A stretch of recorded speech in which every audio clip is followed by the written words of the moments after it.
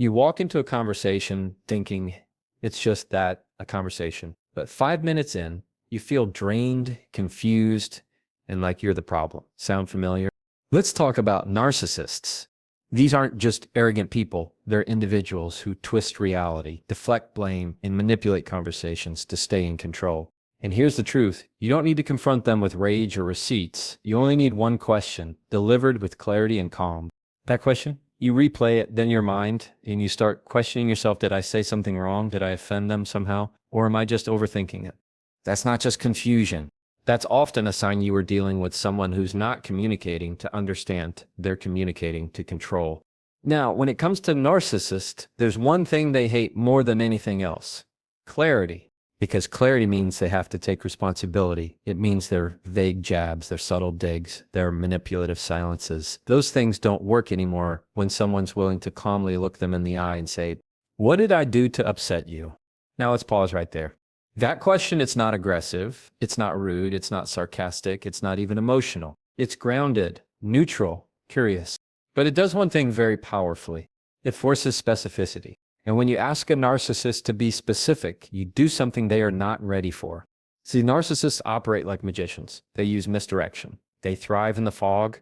They rely on vague language to keep you spinning your wheels, constantly guessing, constantly apologizing for things you don't even fully understand. They'll say things like, "You always make everything about you. You're just so selfish sometimes." I don't know. It's just your tone. But if you notice, none of those statements actually say anything. They're emotional accusations without substance. And that's by design.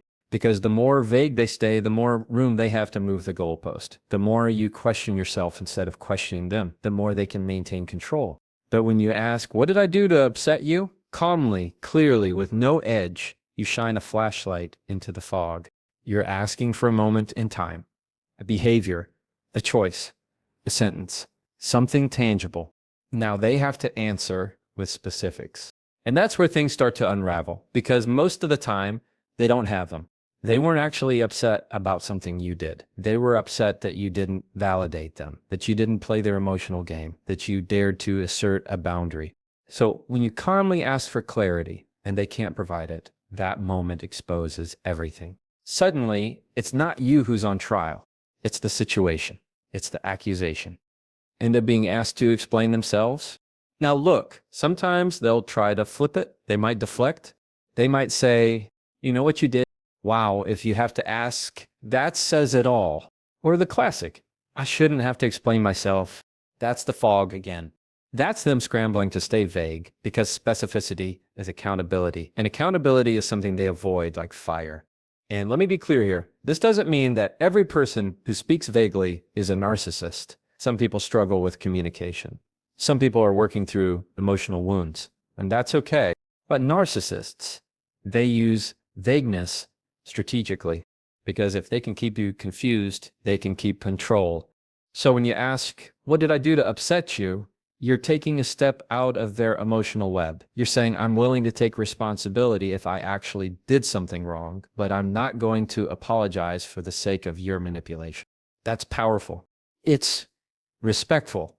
It's emotionally intelligent. It's clear. And listen, it might not always feel satisfying in the moment. Narcissists don't often admit they're wrong. They don't suddenly soften and say, "You're right, I made that up." That would require self-awareness and humility, two things they're often not operating with.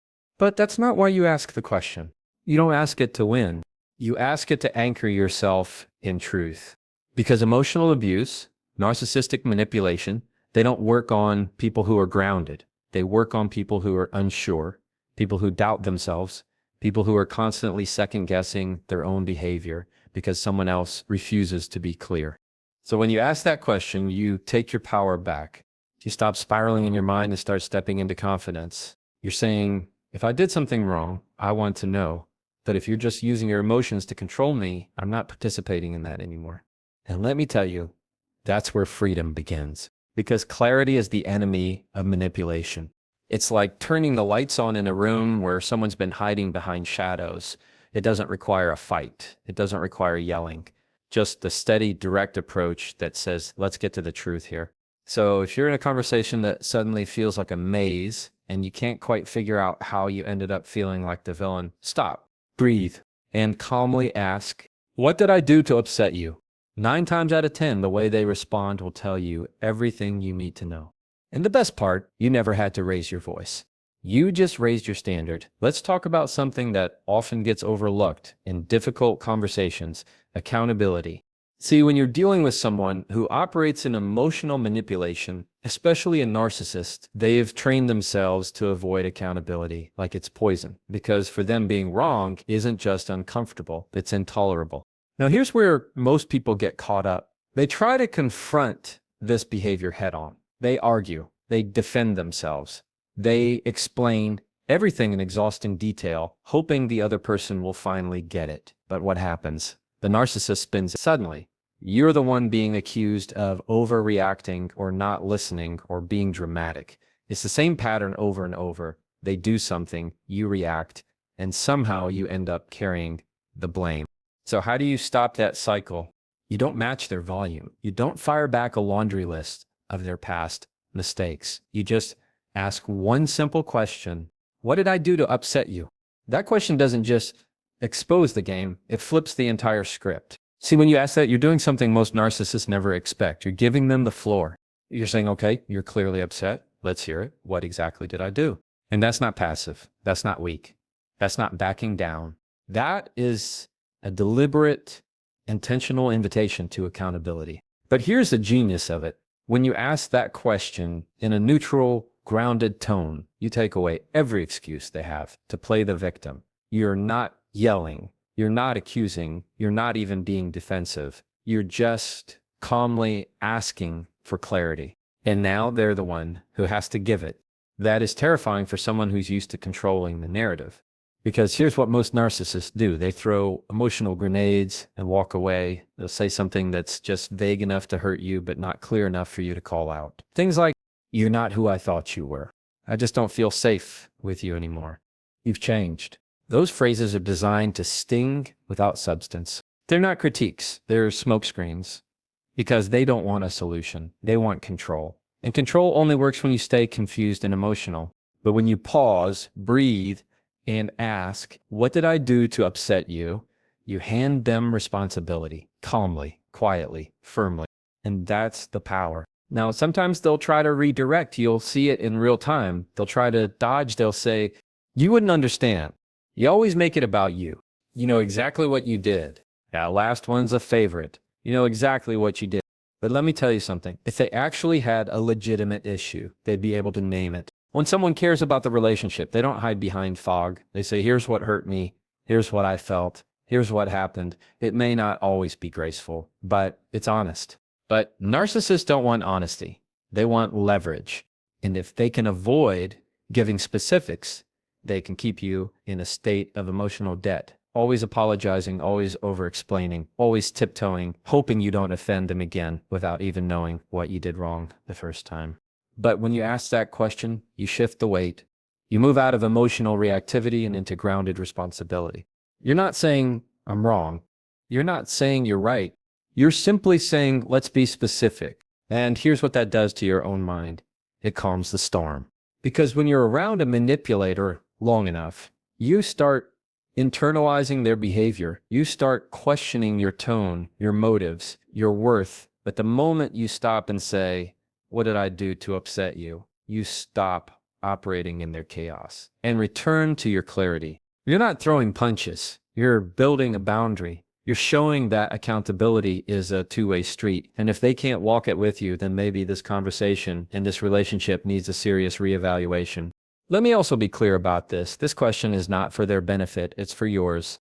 It's not a trap. It's not a manipulation. It's a mirror. You're inviting them to speak with clarity so you can respond with integrity. But if they refuse that invitation, that tells you everything you need to know. Because if someone can't tell you what you did wrong, but still wants you to carry the weight of their disappointment, they're not trying to resolve conflict. They're trying to offload their emotions onto you. And that's not love, that's control. So you hold your ground, you stay calm, you repeat if needed. I hear you, but I still don't understand. What specifically did I do to upset you? If they respond with honesty, you have something to work with. But if they respond with hostility, vagueness, or victimhood. That's not your burden to carry. You don't have to beg for clarity from someone who benefits from your confusion. And you don't have to defend yourself against an accusation that never existed in the first place. That question, it's your reset button. It moves the conversation from emotional chaos to grounded clarity. It says, I'm willing to take ownership, but I'm not signing a blank check for your feelings unless I know what I'm paying for. That's emotional maturity. And that's something narcissists can't control, no matter how many mind games they try to play. So next time you feel the fog rolling in, the guilt, the confusion, the mental loop that's got you questioning your worth, step out of it with one question. What did I do to upset you? If they can't answer it, that's your answer. And the best part, you didn't argue. You didn't beg. You just asked a question. That's what accountability looks like in its clearest, calmest, most powerful form when you've dealt with enough difficult personalities. Particularly narcissists, you start to notice something. They don't argue in straight lines. They don't communicate to resolve. They don't want clarity. What they want is control. And one of their most effective tools, predictability. They operate on patterns. Now, they're not usually shouting in your face. Narcissists aren't always loud. In fact, some of the most dangerous ones are calm, soft-spoken, measured. They know how to push the exact emotional buttons that make you react. They know the rhythm of your patience, the tone of your apology, the look on your face when you start to doubt yourself. That's the pattern. And they count on it. So, what happens when you break that pattern? What happens when you no longer react the way they expect you to? Let's take a typical situation. The narcissist throws out a subtle accusation. Maybe they say, you've really changed, or you don't care the way you used to. Or they go quiet, ice cold, refusing to engage, hoping you'll come chasing them down for answers and forgiveness. That's the pattern. They create tension. You try to fix it. They push, you apologize. They sulk, you chase, over and over. And here's where most people fall into the trap. They think if they just explain themselves clearly enough, just say the right words in the right order, they'll finally get through. But you won't, not with a narcissist, because it's not about understanding, it's about control. Now watch what happens when you interrupt that pattern with a calm, centered question like, what did I do to upset you? That one line, it derails the entire dynamic. Why? Because they're expecting you to beg, to defend, to crumble, and instead, you give them a moment of calm clarity. No tears, no shouting, no over-apologizing. Just a direct question. And that right there breaks the cycle. It flips the energy. You're no longer reacting emotionally. You're engaging logically. You're not giving them what they want, which is your confusion and your guilt. You're asking for something specific, something they probably can't give. That moment, it's powerful. You've just taken the wheel back without raising your voice or matching their chaos. And they feel that shift instantly. See, narcissists thrive on the dance, the back and forth, the emotional seesaw. But when you remove your side of the game, they're left holding their manipulation with no place to put it. And now they're uncomfortable. They don't like that attention turned back on them because now they're the one being asked to explain, to clarify, to actually express what they mean instead of dancing around it. That's not in their playbook, and you'll see it. You'll see it in their hesitation, their deflection, or maybe even in a sudden escalation. They might turn it back on you. Why are you being so cold? Or this is exactly what I mean. You always twist things. Or worse, if you don't know what you did, then I'm not going to tell you. That's not an answer.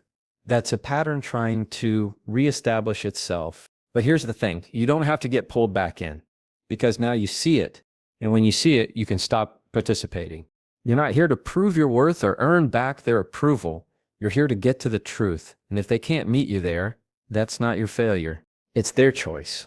So you stay calm, you stay clear, you say, I want to understand, but I can't do that unless you tell me exactly what you're upset about. And then you wait, not with fear, with confidence. You're not caught off guard anymore. You're not stuck in that loop of trying to fix something you didn't break. You're stepping out of the manipulation by refusing to respond the way they expect you to. That's how you protect yourself, without turning cold, without becoming bitter, without matching their toxicity. You don't fight their pattern, you interrupt it. And that's where your power lives. Now let's be honest, it might not feel satisfying in the moment.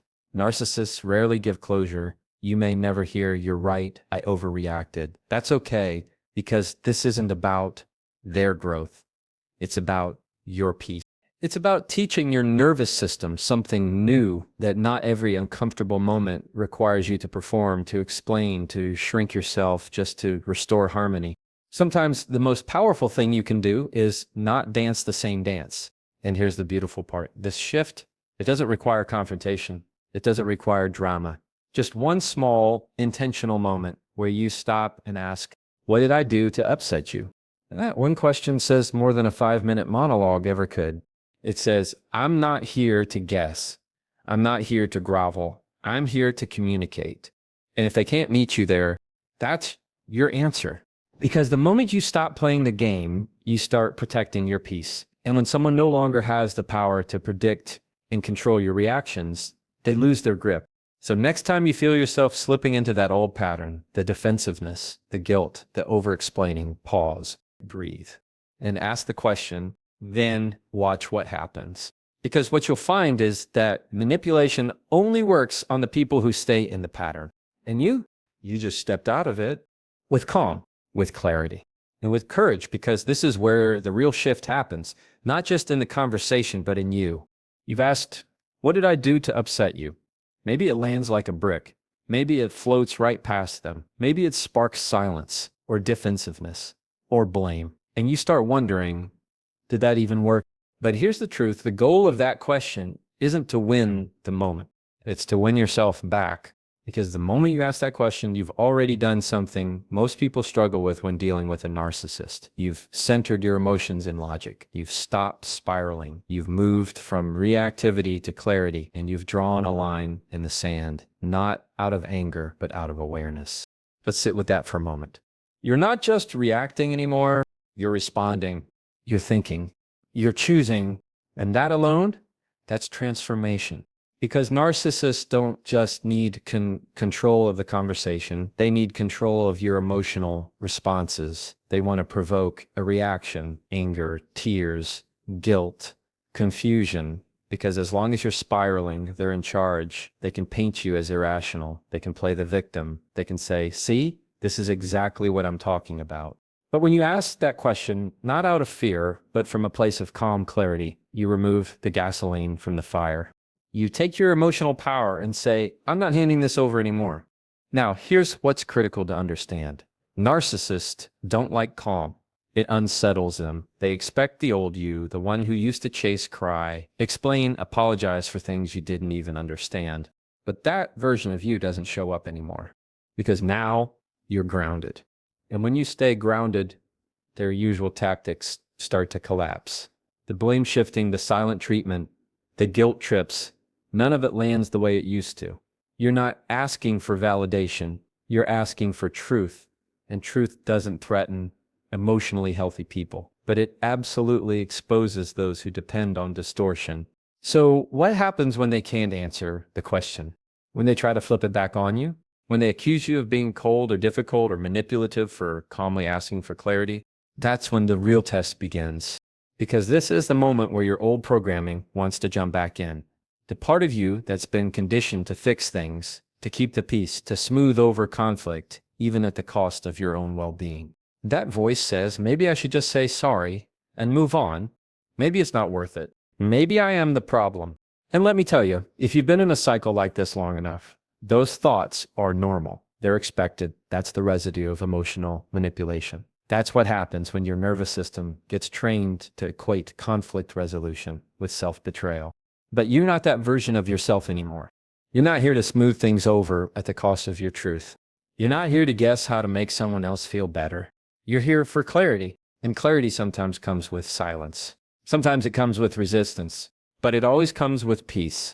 Because what that question does, what did I do to upset you, is more than just expose manipulation. It reintroduces you to your power, the quiet kind, the kind that doesn't need to scream or prove or perform, the kind that knows your worth, even when someone else refuses to see it. And maybe they answer the question.